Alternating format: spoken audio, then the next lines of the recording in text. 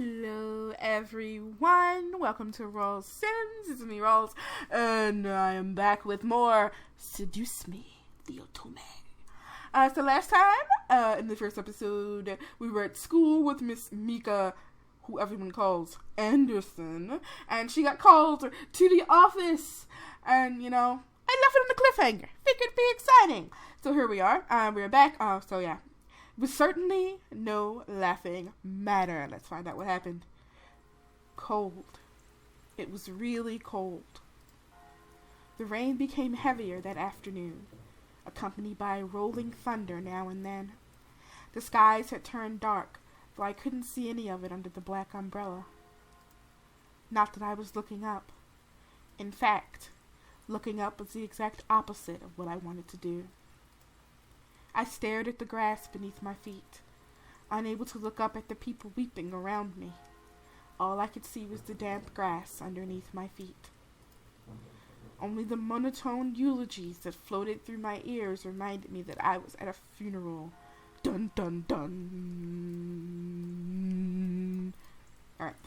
It was only when the speeches ended, that I finally was able to raise my head. Again, the sentence structure is killing me. A small gathering of people, mostly made of relatives that I didn't even know were related to me, were huddled around a simple, small grave. Harold Anderson, forever in our hearts. For a while, all I heard was the sound of raindrops on umbrellas. If it weren't raining, everything would probably be in a heavy silence. I looked beside me, where my father was standing, and holding up a large black umbrella for our small family of 3. His face was emotionless, a strange sight next to my weeping mother. I wondered what was going through his mind. After all, etched into the smooth gray tombstone before us was his father's name. My grandfather, the one who raised me like his own daughter, had passed away that day. Oh, the ceremony was small. Only close family were allowed to come. Slowly, though, people began to leave, leaving my father, mother, and me behind at the grave. A man dressed in a clean black suit under the uniform black umbrella of funeral attendees walked towards us, introducing himself as grandfather's lawyer. He pulled out a few documents from his suitcase and began to read aloud its contents. Pretty sure nobody does like a will reading literally in the middle of the funeral, but we'll go with it. And now, I shall read Harold Anderson's last will and testament. You do that, lawyer. Only my parents and I were allowed to be present for my grandfather's will. It was under the strict request of his lawyer, and there was a reason why. And to my dearest granddaughter, I give my estate. All the furniture and decor that resides within the house shall also be given to my granddaughter. What? I couldn't believe my ears. I had earned the family estate? At 18? That was impossible.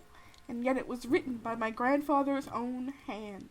No, by my own grandfather's hand. Did he handwrite his will? Old school. He passed the family estate to her? Why am I not surprised? You're kind of a jerk. Dear. Well, did he say anything about what will become of the CEO and chairman position of the Anderson Toys Company? No. It is presumed that the vice chairman will succeed the position. Even to the bitter end, he wouldn't give in. What a stubborn old man. I'm sensing issues.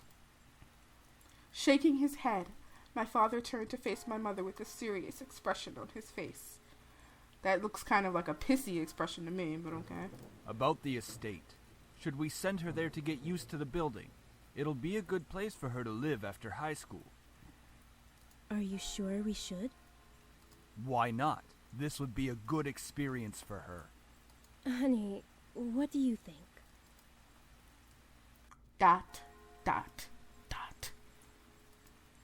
I really wasn't sure what to say. Why did my grandfather think that I was the appropriate heir to the mansion? Was I even ready to live on my own? That's fair, but at the same time, Someone had given me a free mansion to live in when I was 18. I wouldn't be questioning it. Well, that seems to be it. We'll be taking our leave now. I'm sure the little heiress needs some time to adjust. Wow, you are such a... David. He just disappears off the screen. Even though she raised her voice, my dad wordlessly began walking back to the car, disinterested. Wow, okay, yeah, he's a huge dick. Don't mind him, honey. I think that your grandfather's passing really affected him. Why don't we get back home for now? You can go on ahead to the car, Mom. I think I need some time alone with Grandpa. Oh, of course. Take all the time you need. She gave me a quick hug and hurried after my dad. I looked around the funeral grounds, which was completely empty. Were completely empty. The grammar is hurting me, save for the sullen-looking grave that was laid in front of me. I'm sure that if Grandpa were in charge of arranging all of this, it would have been much different. It was blatantly obvious that my dad was in charge of the whole event. Who else would bury their own family the same day they pass away? Everyone knew my grandfather's love for toys, and yet the grave was a mere stone slab on the ground, void of any children's toys. My dad didn't even bother putting flowers. His disdain for my grandfather was almost pitiful. Sorry, Grandpa. I tried to force out some words, but the only thing that came out was a choked sob. You told me to stay strong, but right now, I'm the farthest from it. Like that one time, a long time ago. Oh, I feel a flashback. Grandpa! Oh, it's so good to see you again, sweetie. I was swept into a giant bear hug, and we both laughed as he swung me around like an airplane.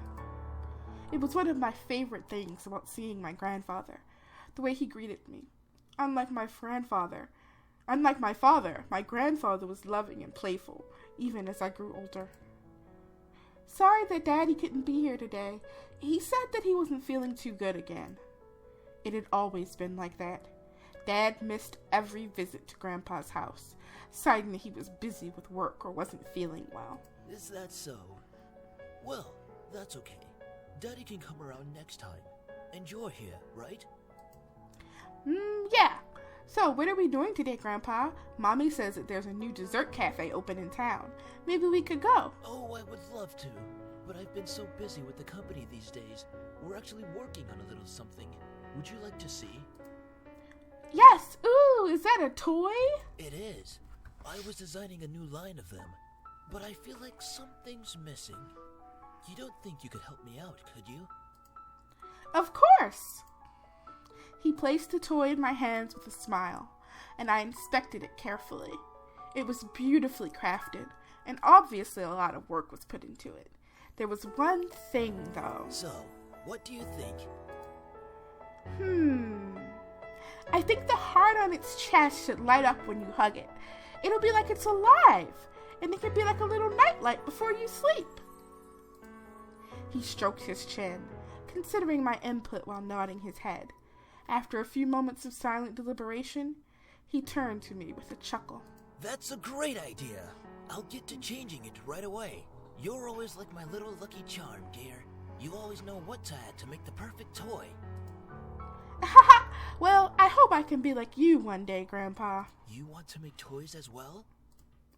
Well, making people happy is the best feeling in the world. I don't know if I want to make toys when I grow up, though.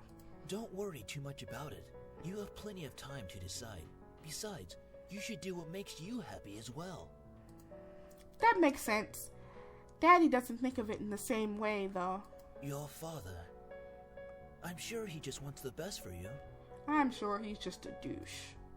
I'm not so sure about that. Sweetie, look at me. He bent down to look at me eye level, with a serious look on his face. As much as your father may say something that doesn't make sense now, you must remember that he's always thinking about you. He loves you. There's no doubt about that. And you need to love him just as equally. I don't hate Daddy. I really do love him. I don't know why he's like this, though. Your father and I have had some difficulties with each other in the past. But it's nothing that you should be concerned about. I don't know. It kind of concerns her when her douchey father takes it out on her. But whatever, Gramps. I had heard tidbits of this from my mother and various other people. The only people who had stayed quiet were my father and grandfather. Both of them refrained from saying a word on the subject matter, but it was clear that whatever happened set up a wall between them. It's hard, though, trying to pretend as if nothing were wrong. However, no matter what, you have to stay strong. You're a big girl already, and, well, there'll come a day when it seems like it's you against the world. But always remember that your family and friends will be here with you. Daddy, Mommy, your friends at school, me. We'll stand together to get through it. How can you be so sure of that? Because we'll be right here and here. He pointed his finger to my head first, then pointed at my chest. So stay strong, promise? For a moment he looked almost sad, pleading, but as quickly as it had come, the expression disappeared from his face, and he was all smiles once again. Promise! Upon hearing that, Grandpa let out a great burst of laughter and stood up. All right then, enough of that. How about I whip up some special homemade dessert? I know I can't accompany you at that new cafe, but we sure can talk and eat while I cook and do some paperwork. Homemade dessert? I'll race you to the kitchen. Hey, slow down there. I'm not what I used to be. You willed me the very home I love to see you in. Why? Why would you think I would be ready to take it? Especially after this. A surge of anger bubbled within me, but I quickly swallowed it. There was no use in getting mad, especially when the person in question was no longer there. I'm sorry. It's hard to stay calm when you've left me with so many questions, especially about what happened between you and Dad. What am I doing? Talking to a grave? My vision blurred, and I suddenly realized that I was crying. My face heated up as tears rolled down my cheeks. I'll bring you some flowers later. I miss you, Grandpa. I'll try my best to fulfill my promise I gave to you, even if the world might be turned against me. I left the grave, wiping my tears hastily so my parents wouldn't see. Well, it's time to head back home. I'll cook up your favorite lasagna when we get home, okay? Thanks, Mom. However, my dad didn't speak the entire drive home. I wanted to talk to him, but after his moment at the funeral, I wasn't sure if that was a good idea. It's about time we took off those dreary black clothes. God, he is just the worst. Gathering my courage, I decided then that it was time to talk. Dad, could I ask you something? Go ahead. Why do you want me to move into the estate so soon? I thought I made that rather clear. The college near your grandfather's house is well known for its business program. You are planning to major in business, yes? Ellipsis. Right after you graduate from high school, you'll just live there and can easily commute to and from school. It's a perfect fit for you. But it's so sudden. You just decided so quickly right after the funeral. Don't be so sensitive. If you're like that in the real world, you'll be crushed. God, he is so terrible. I'm just saying that maybe we could talk a bit more about my future. In reply, my father rubbed his temples and sighed quietly. After you graduate from college, you'll work at Anderson Family Toys. I have connections since I am part of the board of directors, so you will be guaranteed a spot. That is what we talked about before, yes? But what if... Stop mumbling. But what if I don't want to work there? Don't be silly. It's the family company. Our company. I'm not just going to hand it over to some incompetent vice chairman. Ellipsis. He came closer to me, and his face softened. Look, This is all for the best, okay? You may not know it right now, but you will appreciate it later. For some reason, when I heard him say that, something snapped in me. I wasn't exactly sure what it was, but it made me feel so angry. Do you even care that Grandfather passed away? Of course I do. Well, everything seems fine and dandy to you. Things couldn't be better. Excuse me? I don't like your tone, young lady. Well, I haven't liked your tone the entire time, mister. It's not like nothing even It's like nothing even happened at all. Like you just ignored the fact that he's no longer here. Do not raise your voice at me. What did he ever do to you to deserve this? My father, his face hardened, crossed his arms and erupted in angry laughter. Ha! You sure place him upon a pedestal, like he's some kind of venerated god or something. It makes me sick. Well, you make me sick. Is that it? Are you happy seeing Grandfather dead? While everyone was grieving, were you holding yourself back from laughing in everyone's faces?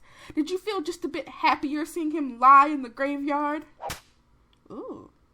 A flash of rage crossed his face, and he whipped the back of his hand across my cheek. You don't know anything! Running your mouth like somehow you know everything that went on, when you're just a little girl that doesn't know how to keep her mouth shut! Well, yeah, see, at this point, it's like, girl, just move into the house to get away from him. Ugh. You did not know my father. You did not know what he was capable of. Ellipsis. Is everything all right? What happened? Nothing. I'm not hungry. I think I'll just go upstairs. Honey, wait! Sorry, Mrs. Anderson. Your husband is an abusive dickhead. I quickly turned and ran up the stairs to my room, slamming the door behind me. My breath came in short pants, and for a while, I just leaned against the door to my bedroom, eventually sliding down to sit against it. How did things become like this? My cheek still throbbed, and I tentatively stood up and looked at the mirror to see how it looked.